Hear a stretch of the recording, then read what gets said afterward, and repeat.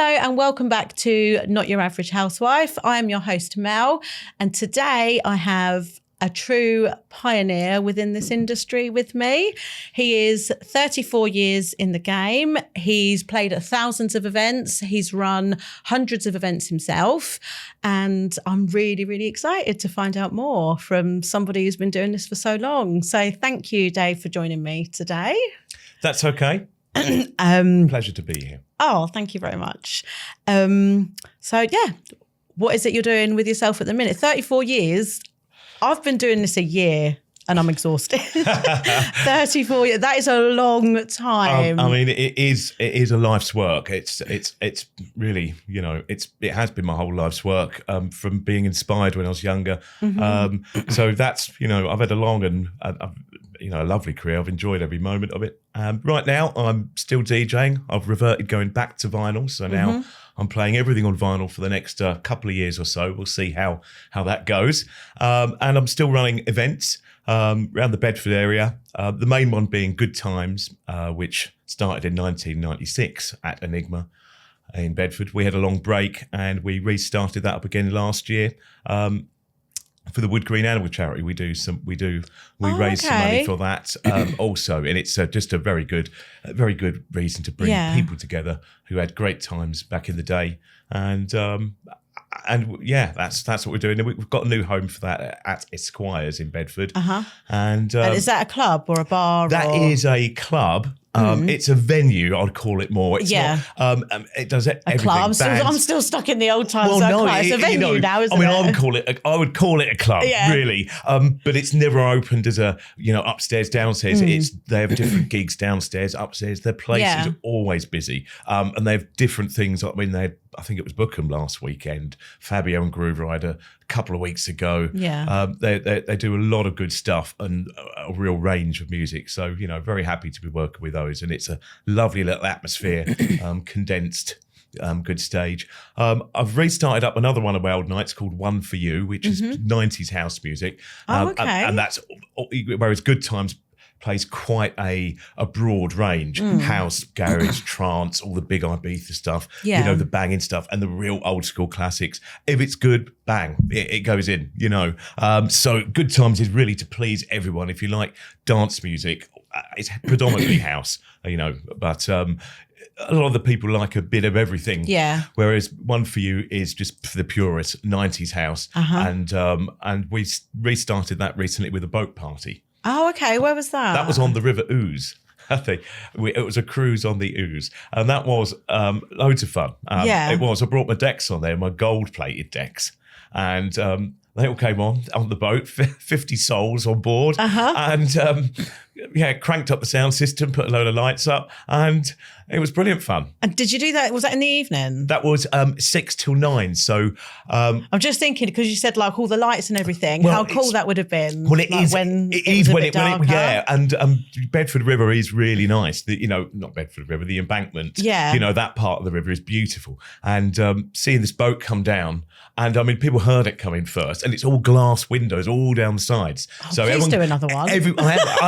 There's one in September. There is. I mean, I don't want to call it Boat Party 2.0, but it is the next boat party is in September, and it's like about 3 weeks after the next Good Times. It's just trying to have a bit of continuity, and that's that's great fun. I mean, it's just much closer, very personal. Everyone comes on the boat. You can only get one person down the aisle at a time when I've got the decks out.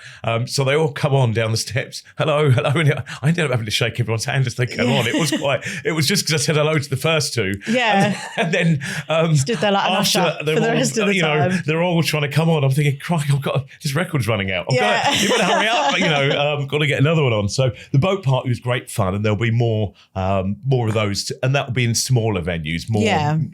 That will be a bit of a smaller thing and more for the traditionalist vibe. Yeah, I've seen on social media quite a few DJs now doing like boat parties. Have you? Yeah, and I think about 3 or 4, and every time I see one, I'm like, I need to go to a boat rave.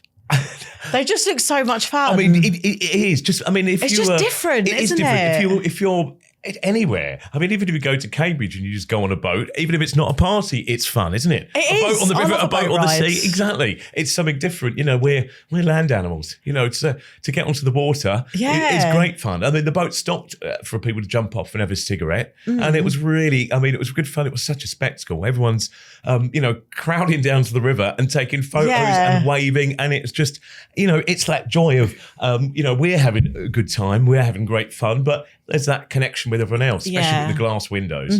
And when it gets dark, it gets better, because obviously the lights then really shine, And was that quite expensive to put on? Yes. I was going to say. Chartering a boat is not cheap.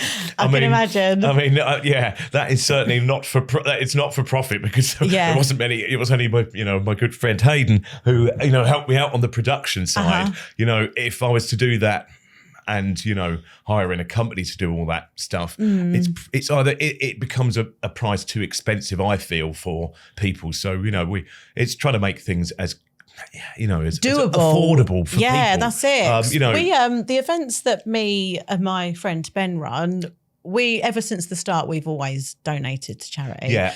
And it was a different charity every time. So I think we're on event number 6 now, coming up this month, actually. Purple Disco. It is. Yeah. It is. It's Purple Disco's 1 year anniversary. It's our first birthday.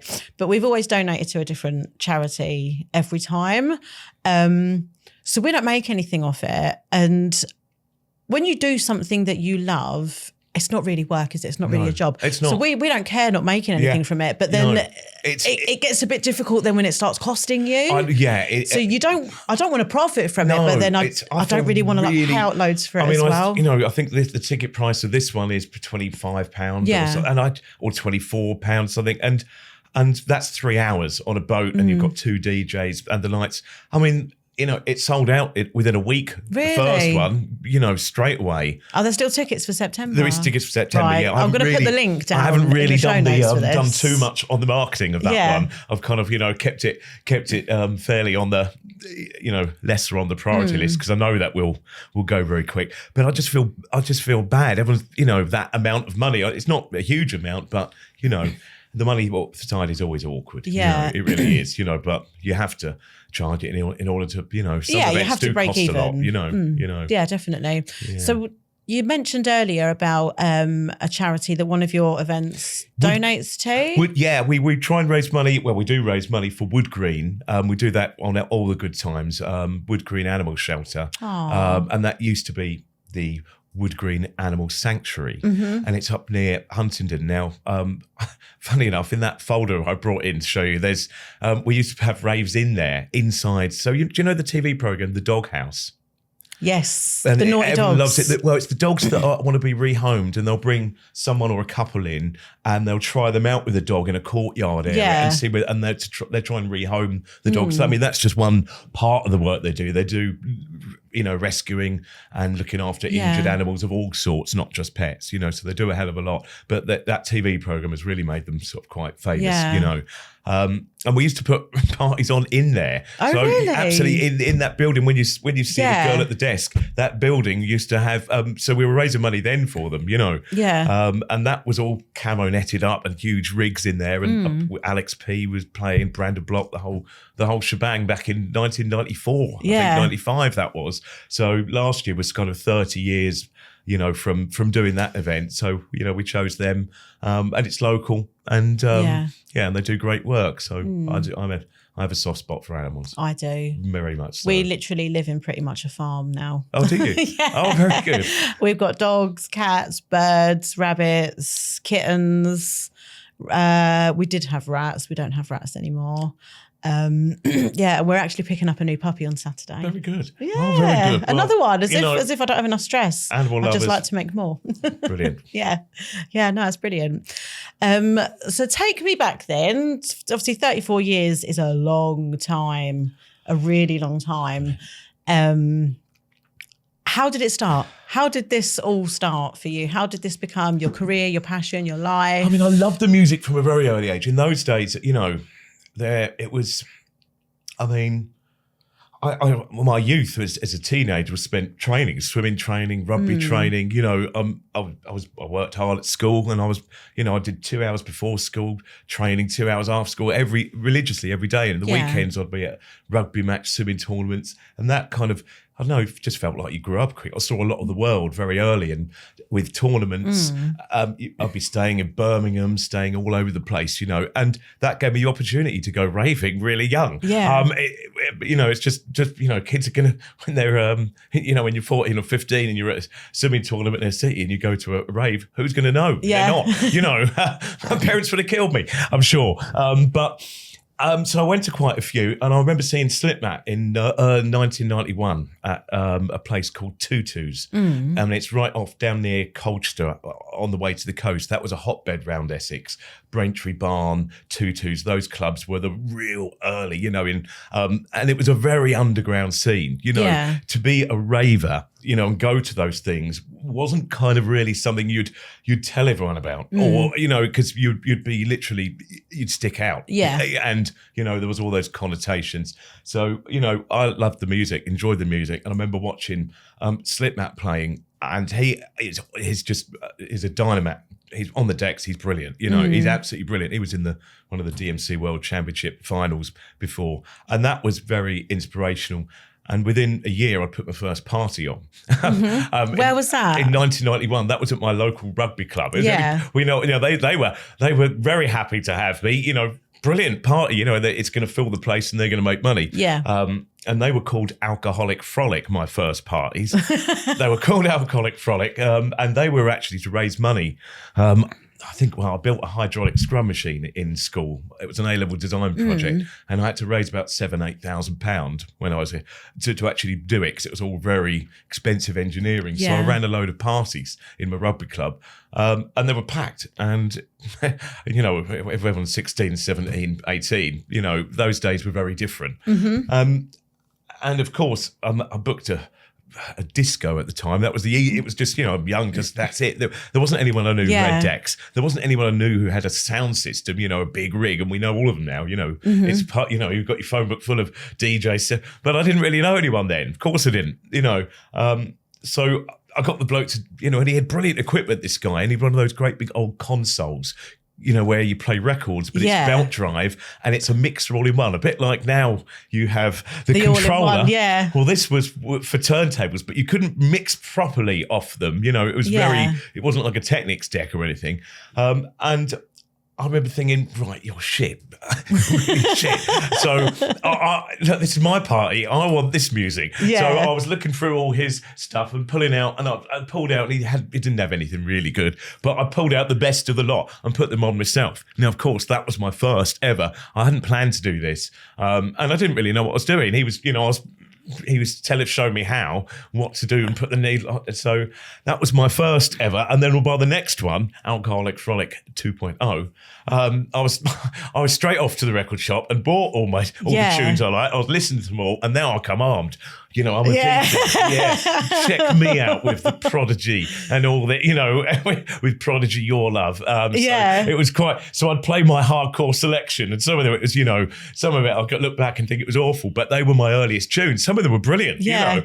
Carl Cox, you know, I Want You Forever, you know, that sort of stuff. So, and that is, and then we did a few more of those parties, and that is where it all started. Then I got asked to do a few other parties before I moved over here to Bedford. This was back in my hometown, you see, in Haverhill, which is right on the junction of sort of Suffolk, Essex and Cambridge, right on the corner. So I kind of had access to the Essex scene, the Cambridge scene, and the Suffolk scene. Well, that was very good as well, you know. So that's where it first started, and then did a few other bits and bobs over that way. And then things really took off when I moved to Bedford and came to university here. I mean, not here, we're in Milton Keynes today, aren't we? But I know what you mean, don't worry. So, when I went to university, they had two sites, and it was very much, a university in those days was very, you know, very drinkers and very party. I mean, more party music than you could ever imagine. You know? And they loved it. The same stuff every week. The university had their own record collection of 7 inches. And DJs they weren't DJs. They were just people who come and play the university's record collection, which is a really bizarre thing. You know, they get out this console, and it was, so I had a friend who was a DJ there as well, and it was, no, they need better than this. These people need better. So we started putting on nights there at Lansdowne Bar, at the Pole Hill, in the big main hall, and very soon, you know, we had, you know, Danny Rampling, Mark Loved Up, we had people like that, Alex P at the university, you know, and we trained, and that was the real sort of nugget about probably 1993, which it's, you know, people were really opening their ears to house music, you know, normal people. You've got your diehard underground clubbers, some ravers turned into house music, some ravers stayed on the rave scene in that hardcore and went off to all those things. But, you know, kind of what I liked to play was quite middle of the road, quite a wide spectrum, very uplifting, pumping, you know, music with energy, not too specific. You know, I like to play right in that centre.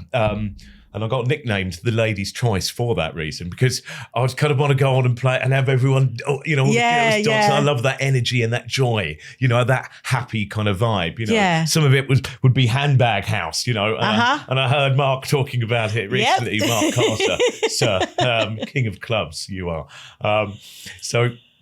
And that was a really fun moment for me to kind of find myself, learn my trade. I wasn't particularly good then, you know. It takes years and years of practice, you know, on vinyl to get to become expert, you know. But the passion was there, and that those are students I lived with. I lived with a lot of them. I went to, you know, lessons with them and saw them weekly. So it's a very forgiving environment, you know. And that was and those student nights, a lot of those were at Esquire's, which I'm doing good times at now. So it's kind of goes full circle. It is lovely, you know. And very I think nostalgic. It is nostalgic, and it's definitely a back to my roots situation. Because sometimes you go up, as you say, 34 years, and then last year, year before, I was kind of looking for something doesn't quite feel right. You know, I need to do something to make it feel right, and that was my choice to literally come away from everything I'm doing and then start back on vinyl, start from the very bottom again, and just love what I do, enjoy what I do, and just do what I did when I started, not working for a big club, big institution, no more, you know, demands above, just my event, and putting myself and putting myself forward. You know, I've never asked for a gig in my life, and I'm, you know. And I love playing. So now I haven't been available for many, many years. I've been sort of contracted to certain clubs and residencies. So I've not been able to get out there. And I've not, you know, obviously been on social media. I never needed to be, really, to be fair, because, you know, that wasn't the option I was doing. But now I feel free. And I am free. And I'm loving it, you know. So, you know, I'm around today, and I'll be putting on more parties and hopefully playing somewhere near you soon. Yeah, you know, spreading definitely. the energy and the love. Do you know there's so many house events in Milton Keynes now? I see more and more pop up. Yeah, do you know how many there are? Actually, we counted the other week. 16. 16? What, There's different 16 operate different setups? Yeah, oh 16 different, and they're all house music. That is They all vary from sort of, I think a lot of them, I think, are sort of aimed at the younger crowds. Are they? Yeah. Yeah, and they're very sort of minimal tech music. Yeah. But what we try and do with ours to be slightly different is, well, we pretty much play everything except that. Everything except, yeah. Just to be a little bit, just to sort of bring a bit more opportunity for other people. Yeah. So a lot of older stuff, a lot of classics. Yeah, a lot of vocals, I think. And we seem to attract... hands in the air, the kind of refined, stylish. Yeah, we seem to attract a bit more of a mature crowd, let's say. But yeah, there's 16. They're all amazing. They're all run by completely different people. They're all completely different events. I think quite a lot of them, because there are so many, clash on certain weekends. Obviously, with that many, and there only being 4 weekends in a month, you're not going to get away with not clashing with some people. But yeah, definitely. Honestly, come get yourself in some down here. It sounds like the early 90s over here, doesn't it? Well, you know? that's what we're trying to rebirth. Yeah, absolutely. Well, you know, send a few over to Bedford way. So when did you? Because obviously you. So are you self-taught? Yeah. Completely self-taught. Yeah. I mean, I first started on there were I've only ever had Technics decks, but the first ones didn't have a pitch control like this. It had a dial. I mean, it wasn't designed for, but when I was very young, I didn't have enough money for Technics 1210s to start with. So I learned on belt drive with a little, and I'd have to learn by, sometimes it doesn't pick up quick enough. So, you learn to be able to move your finger around the record. If the deck turns off, power off, you should be able to still rotate it at 33 or 45. So it's those kind of muscle memory skills. It takes years to learn, So when, I'm assuming obviously that you at some point moved away from vinyl, or have you just always I did. played on Yes, vinyl? I did. Yeah, okay, yeah, so I did. When was that, and how did you find that transition? Well, I found it bloody horrible, to be honest. Really? Really horrible, yeah. I was like, why can't people still make stuff on vinyl? Because, it's just... it's an art that I believe should be preserved. So I did play digital. I played CDs for years and played digital as well. But to be really honest, I've never really flowed with it. It's not really, I've never really got on with it very well. Yeah. Kind of, if you take CDs, for example, where that's the first, the first one, it's kind of how your brain's mapped out for the music. I'm used to visual seeing the record cover. Yeah. And when I put that record on, I know exactly where the vocals are, where the breakdowns are by looking at the vinyl, the tiny differences in the lines. So I'll know where to put it into the chorus, and it's my cue points are visual, on what I'm going to select and what I'm going to play. Whereas on digital, files, all look the same to me in the end. It's kind of, I don't get any inspiration from it. Do you find it quite boring? Yeah.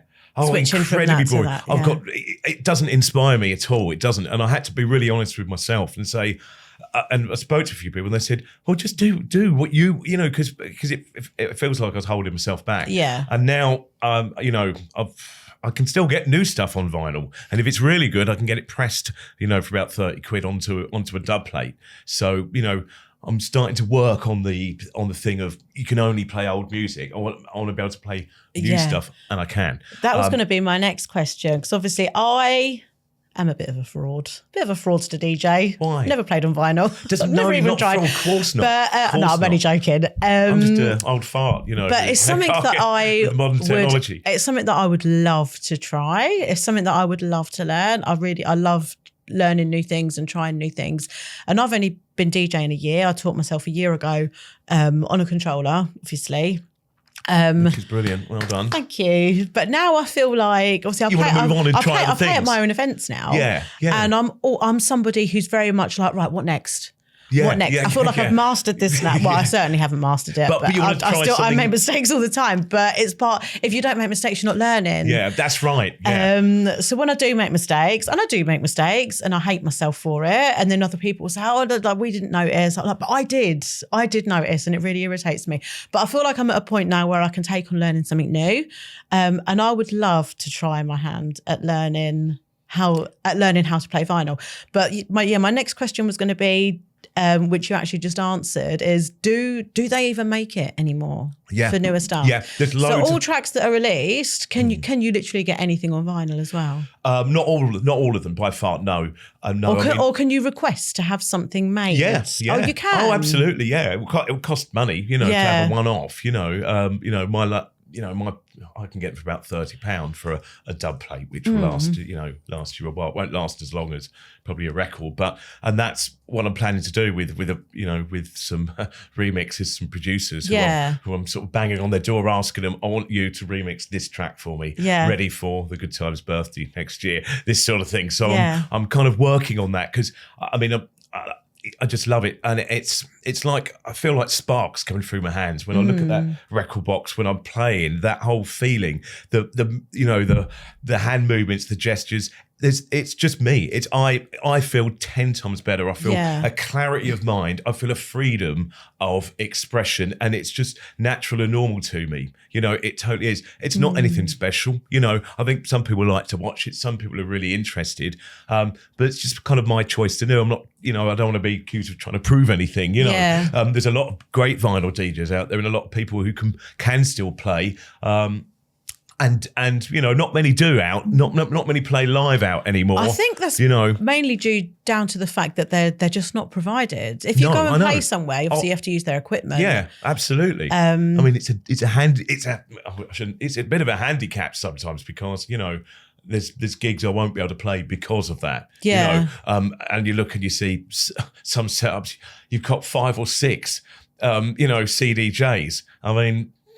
Are they being used? Are they all being used? No, because you only need because one of those can bloody fly you to the moon. You can remix tracks on these. You can do all. You can do it all off one if you need to. You don't need 6. 6 is for show. For show, but yeah. So it's that I will be limited to that. Yeah. But that's part and parcel.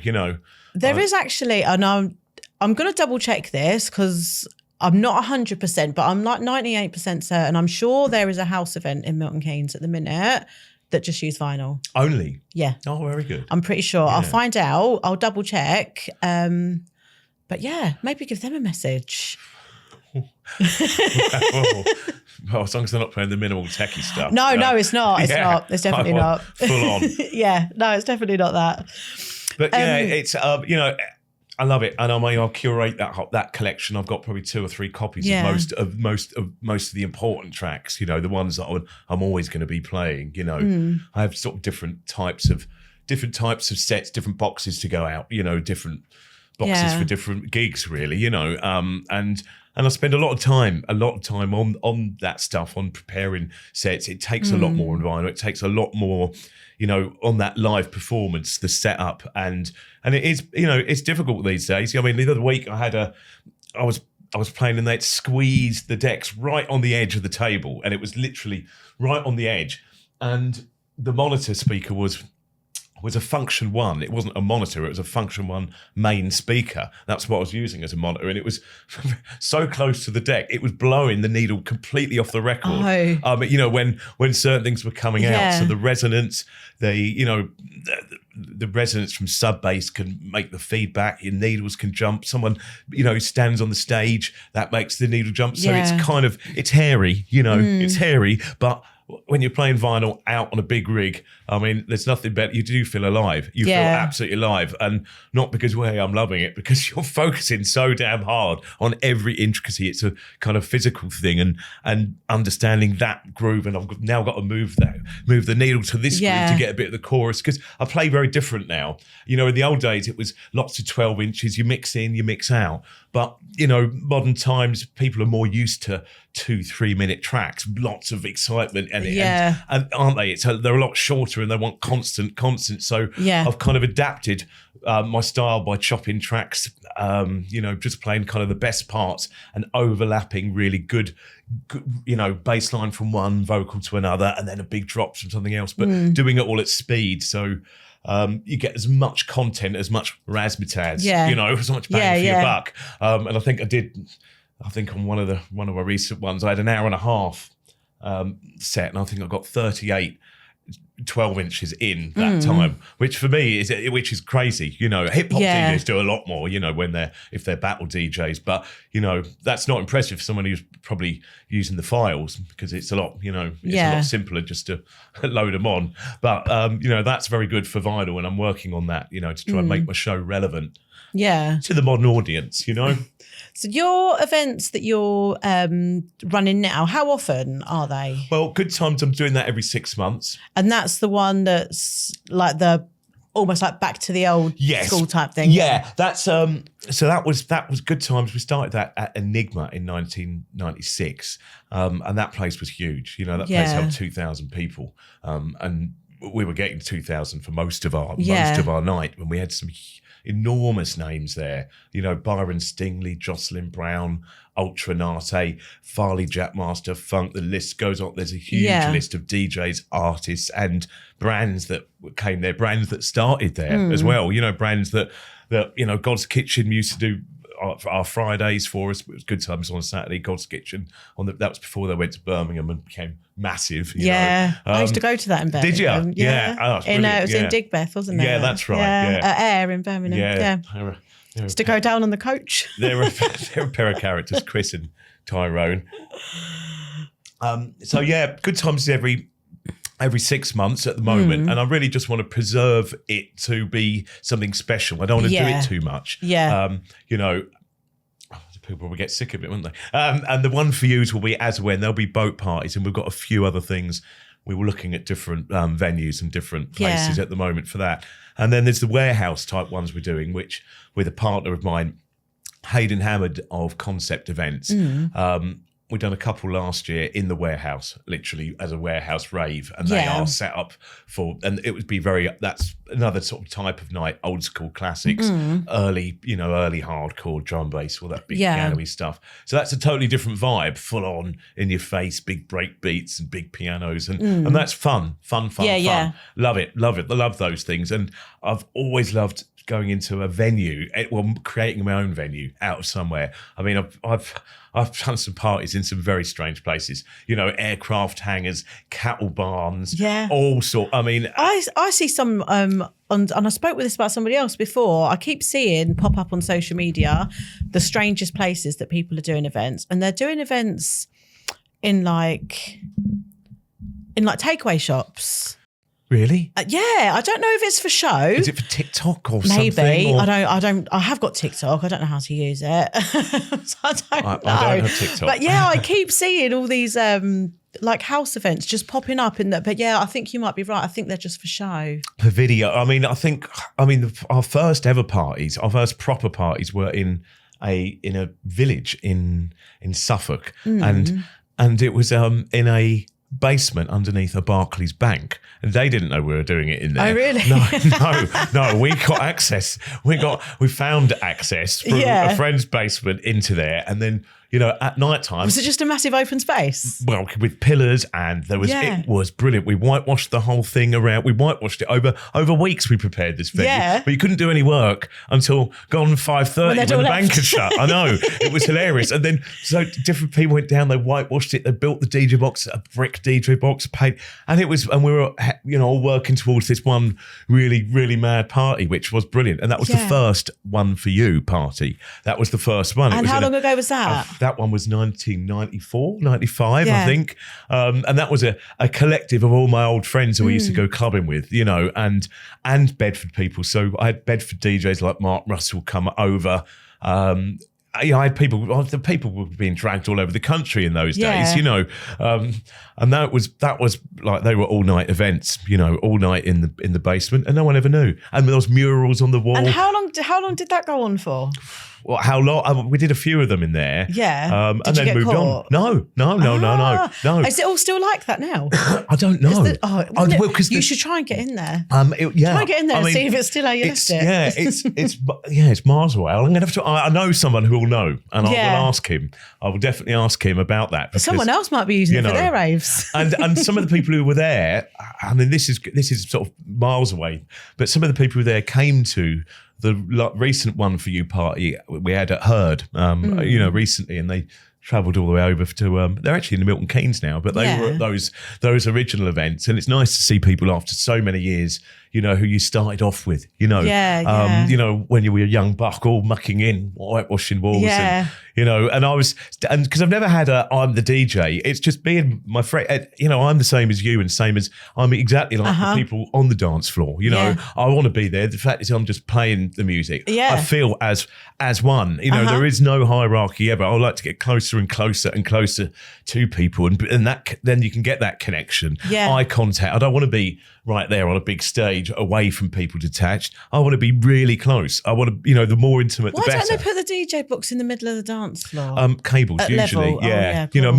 But you can always do cables up, and you can put the rubber things, which they're not ideal. But I mean, I love that idea.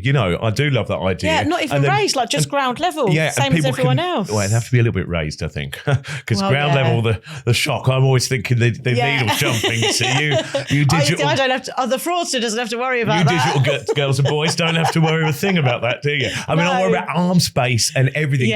So I'm very protective about that zone. And on the boat party, for instance, there was right where the decks end, and that's the corridor, and everyone has to go back and forth that way. Only so.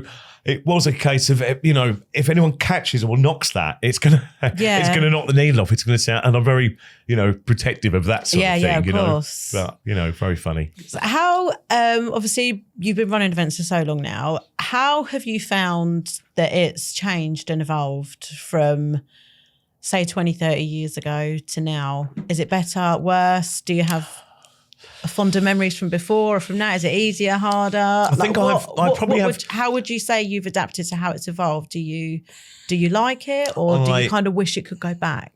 Well, I think I prefer the old days. I Yeah. prefer the music for sure. And just, Me too. I mean, I think it's because I was younger. Everyone I was with was younger. We were all younger. We were all part of a movement. We were active in that. We didn't know that history was being made at that time in this Yeah. new scene. But And the movement kind of stopped. It just did. kind of, well, it did. what's It the kind word? of plateaued. Stagnant. Well, plateaued, and it kind of got huge and ballooned. I mean, I've always run clubs as well, you know, so that's been my kind of day job, if you like. Yeah. Running different nightclubs, you know, big ones, and you know, a lot of it went into clubs. I mean, club operators became very good, very shrewd. You know, there was some very big, you know, and the events, there wasn't any massive events in that period. You know, there was a few big annual festivals, but the scene did kind of stagnate. I mean, if I said, you know, what massive tunes that are going to be lifers for you, you know, have you in the last 10 years, you know, what, you know, rattle them off the top of your head. in the last 10 years, yeah. not...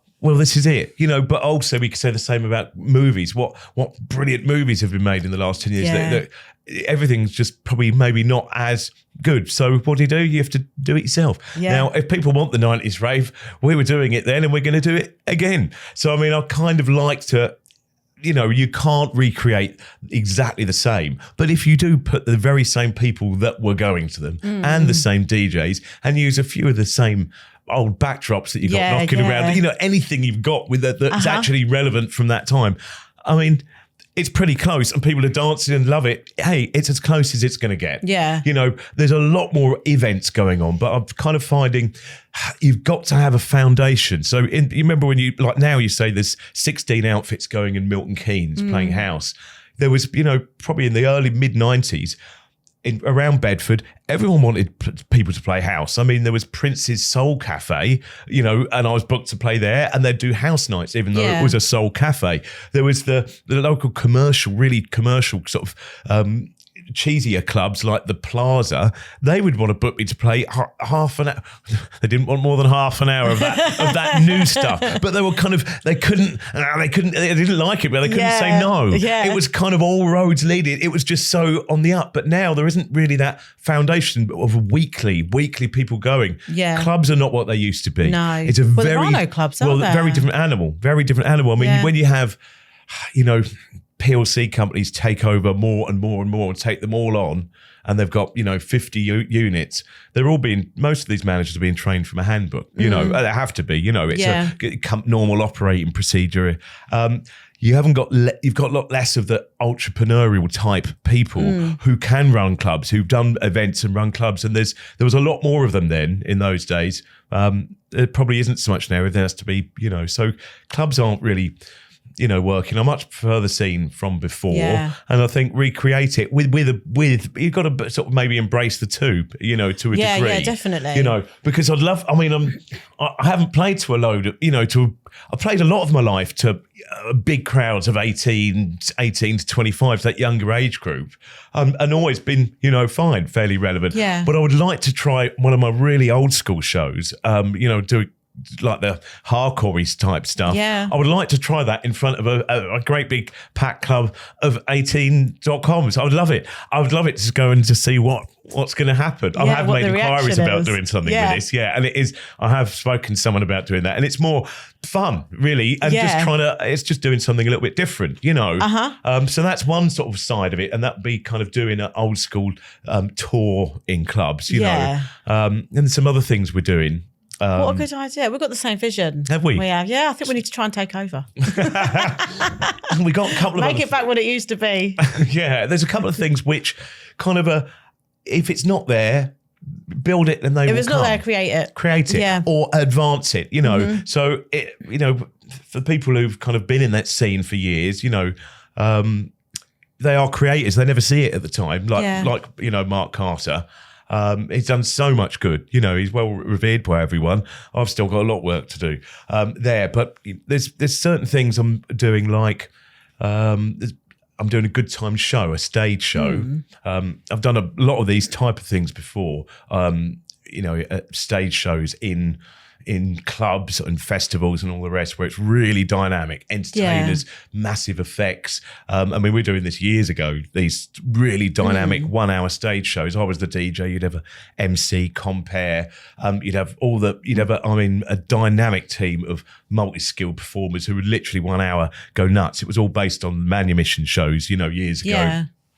So we're doing something similar at Blenheim Rocks this month, June the 21st. And that's like a local festival. They've asked us to kind of come on and that's going to be kind of fun. It's a family day, but hey, music is for everyone. It is. And I'll play probably a bit more mainstream for that one, but because everything's got to work. You're only as good as kind of your last gig, and you've got to play to those people in front of you. Yeah. You have to. That's part of the job. Now, if I say yes and take that on, then it's up to me to do that, to entertain.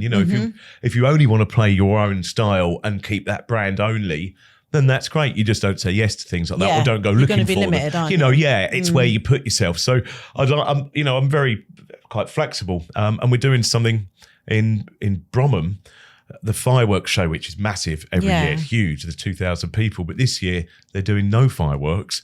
They've got us lot doing an hour, the Good Times crew, and they've got Baby D, and then an enormous laser show and a festival of light, like a light show. So there's two things there. The Good Times one, it's a grand finale, and that's on the summer solstice. So we'll be doing sort of from 10 o'clock as it gets dark. Lasers fire up, all the inflatables inflate, the backdrops come down, and it's kind of like well, it's just a bit of fun, isn't it? Yeah, like a real show. Yeah, absolutely. I've got my mate Aaron on the stilts with his laser gloves, and I've got a really good host, Champagne Bubbly, an old friend of mine. So he's going to interact with the crowd and that sort of thing. I think, we've got to create nice, fun things and integrate into local areas, not just run events and not just DJ. Yeah, definitely. And I think I've got another thing on that day as well. The Wingmania.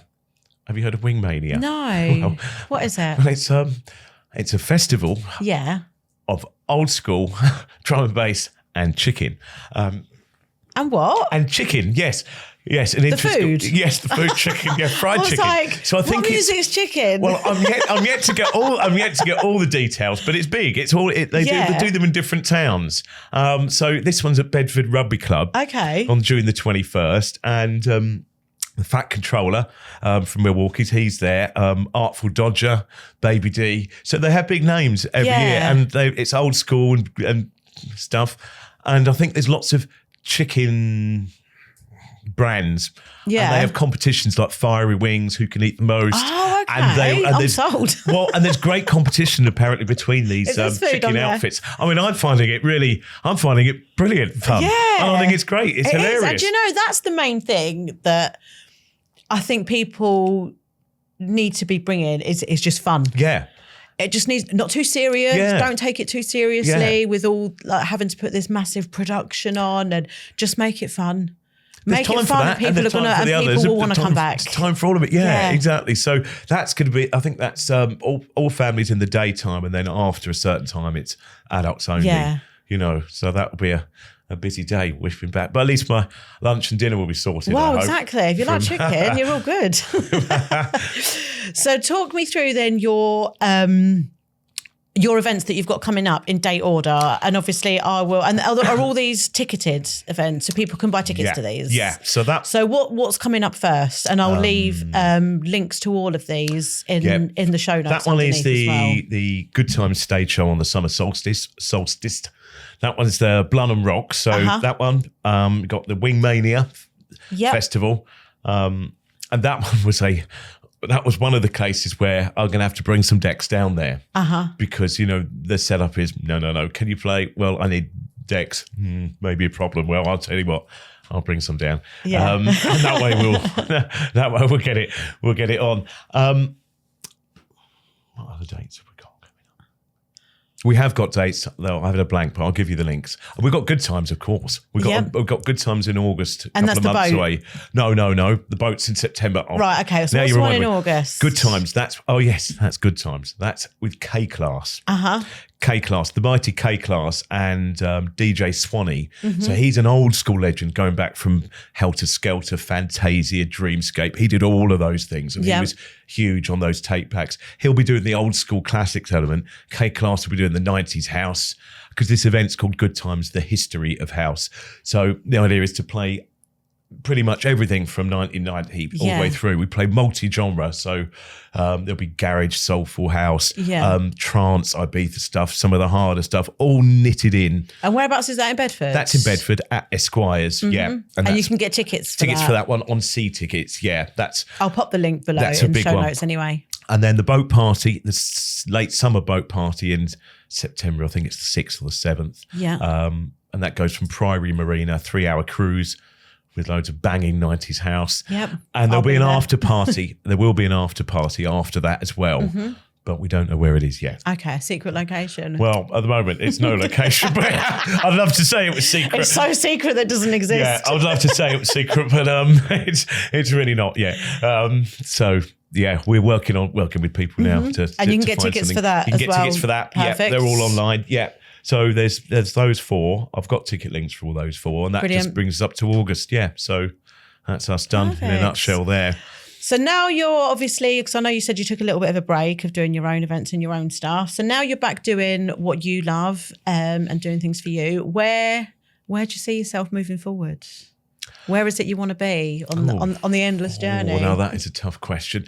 Where do I want? Oh, crikey. Well, I haven't really considered that. I haven't got, goals. I really want to serve. I mean, Bedford and surrounded areas. I want to put on quality nights and sustain. I want to keep our scene going and growing. Really, I'd like to play for some other people. I'd like to play for some other events. I'd like to, but I'm not too fussed. I've got a few collaborations I've been asked to do with other promoters.